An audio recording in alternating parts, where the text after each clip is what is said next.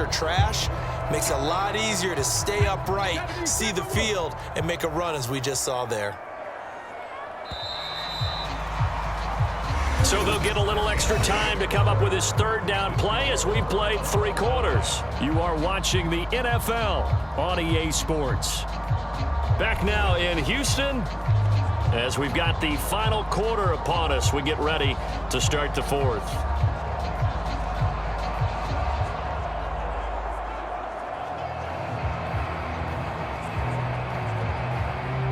An important one here, no doubt.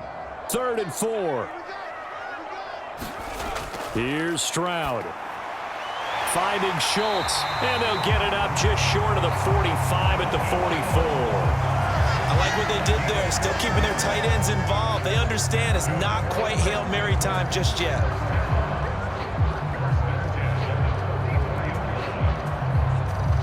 All 3 timeouts still at their disposal. Here's 1st and 10 now. Stroud to throw it. Incomplete.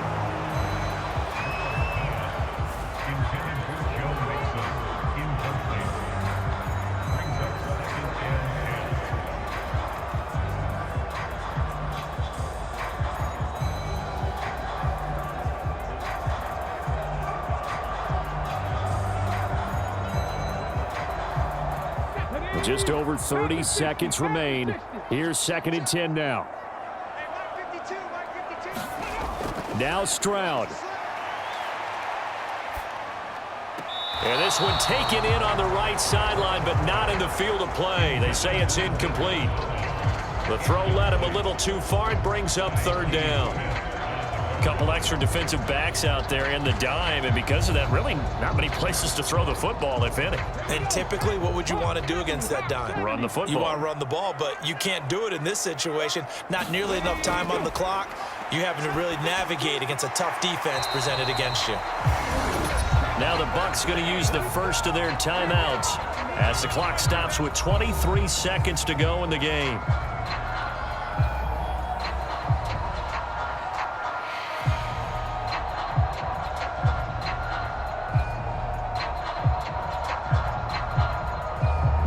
Here it is, 4th and inches. They'll run with Mixon. And he's going to have a 1st down as he's brought down at the 44-yard line. Now a timeout called for by the offense. It's just their first. They've got 2 more to use here in the final stages.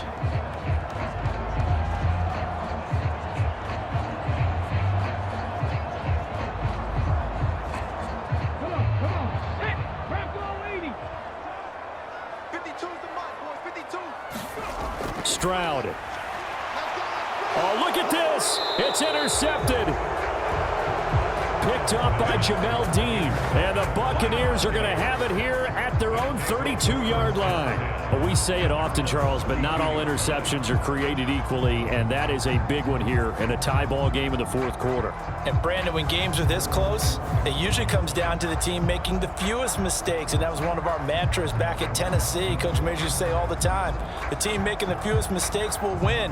You've got to cut those down to give yourself an opportunity.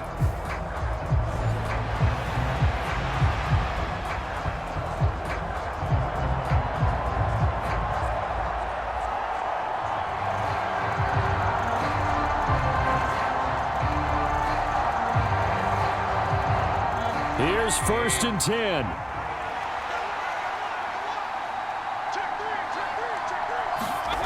Mayfield. Now he'll dump it underneath to his running back, complete. The Bucs going to go ahead and use the 2nd of their timeouts as he'll stop it with 11 seconds remaining in the ball game.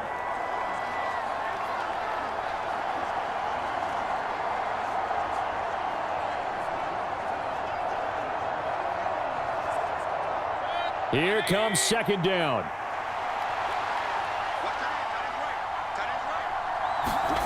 Here's Baker. Delivering a pass here to Evans on the out route. And he'll be out of bounds after getting this one across the 40.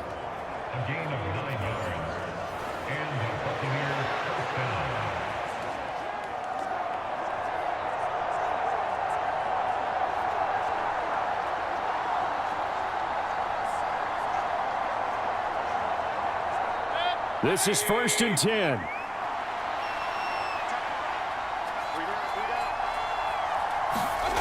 Mayfield to throw. He's going to loft one deep over the middle. And this is going to be intercepted. And he will be taken down, and that means we are headed to overtime.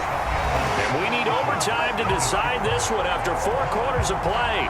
We're all even. The extra session in a moment. This is the NFL on EA Sports.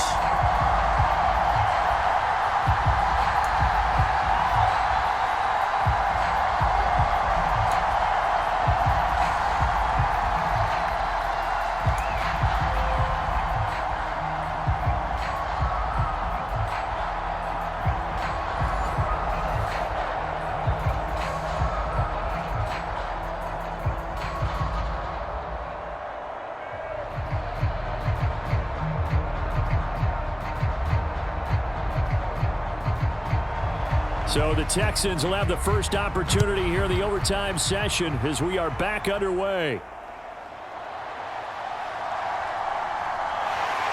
And a good effort on the return there. Gets him across the 30, up to the 33. Houston set to take over.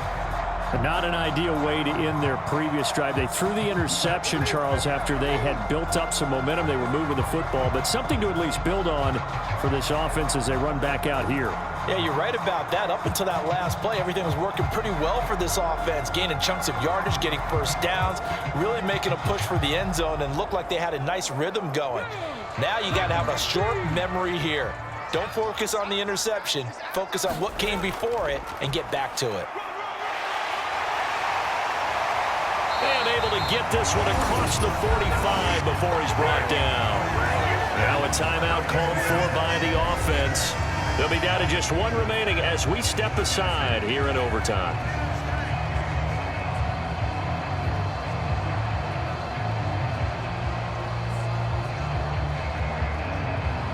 Let's go now. 60 Bison, 60 Bison.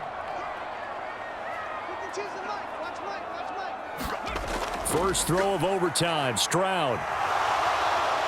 Escaping the pressure right. And he'll take this beyond the line of scrimmage as he slides to a hole. I certainly like what he did right there because he smartly wanted to avoid forcing anything downfield because nothing appeared to be open. Nice harmless slide there to avoid the big hit, and he gets a small gain on the play. Ball right on the 50-yard line. Here's the 2nd down and 6. And he's going to be stopped up at about the 47-yard line. Now a timeout called for by the offense. That's their 2nd and last timeout here in the overtime session. We'll be back.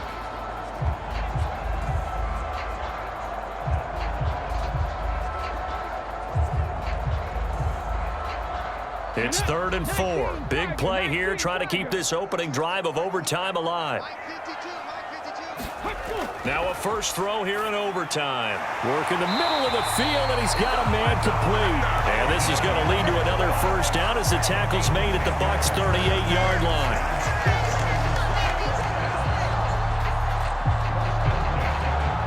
One overtime, how about 2? We need another. We're still even. We'll switch sides and have that 2nd overtime in just a moment.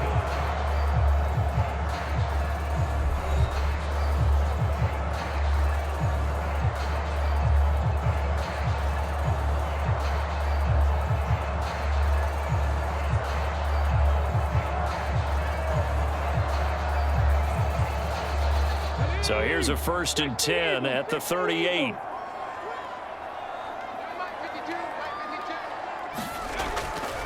Inside handoff to Mixon.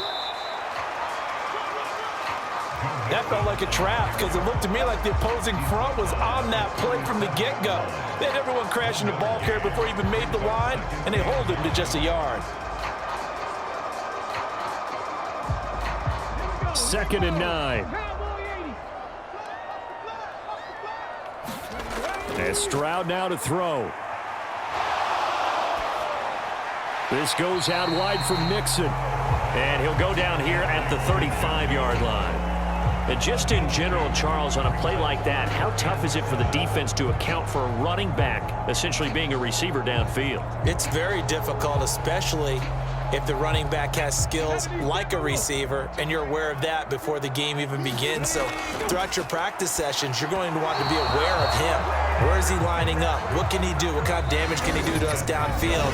And who can match up with him without weakening our overall defense? You're exactly right. It's a tough task to match up to him.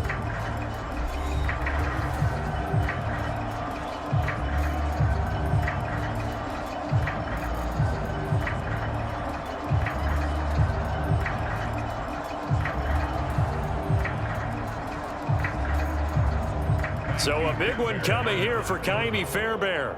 This to at least get him a lead here in overtime. And the kick is good. And finally, this one is over. We thought it may never end, but that kick puts the exclamation mark on it. That was a big risk here in overtime. It sent him out to fire away from long distance, but he knocks it through to give him the lead. Edgy, don't you think? Because if he misses there, ball goes to the spot of the kick, correct? Yep. And guess what? That only leaves about, 20 yards or so for them to go downfield and be in position themselves. So you have confidence in him, and you have confidence in your defense, so go ahead and let him kick that one. So only a field goal on that opening drive of overtime. Will that hold up? We'll find out as the kick's away. And he's up across the 25 and down at the 28.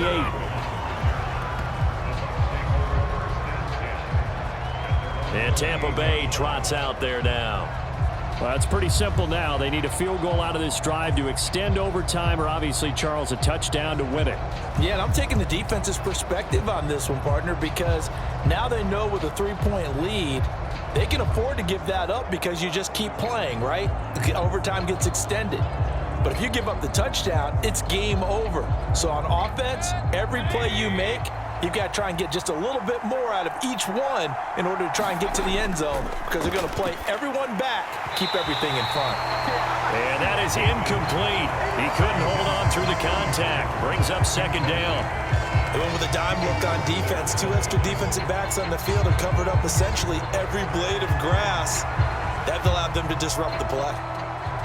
Here's 2nd and 10.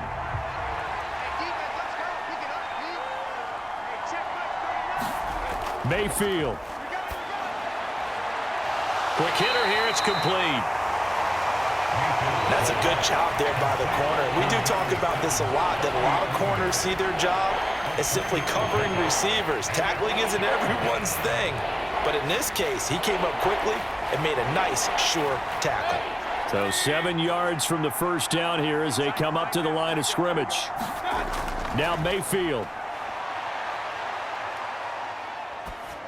And he'll be hit as he releases it, and that'll fall incomplete. Once that ball was popped in the air, you could almost hear the silence, the collective breath being held here in the stadium. Let's be honest about it. We both came out of our chairs, didn't we? All right, anytime you see the ball in the air like that, there is that collective rise, the crowd holding its breath, and boy, oh boy, the moment of truth as it comes down. Man, that was something. Everything magnified here in overtime. A big call here in overtime. They're going for it on 4th down. And again, it's Mayfield. Looking downfield for Godwin. And he knocks the ball away, and it falls incomplete. Well, partner, you and I were excited for this one today, and certainly had its moments. Some good execution at times by both of these offenses. Defenses both made some plays as well. And always a joy to be up here in the booth next to you, my friend. Yeah, it's a privilege to be up here in the booth next to you as well. Thanks for taking the time, and let's go ahead and get ready for our next one, right? I'll see you in the film room. Get that preparation started now. So that'll do it for us. For Charles Davis and all our crew, I'm Brandon Gaudin. You've been watching the NFL on EA Sports. It's a win for the Texans as we say so long from Houston.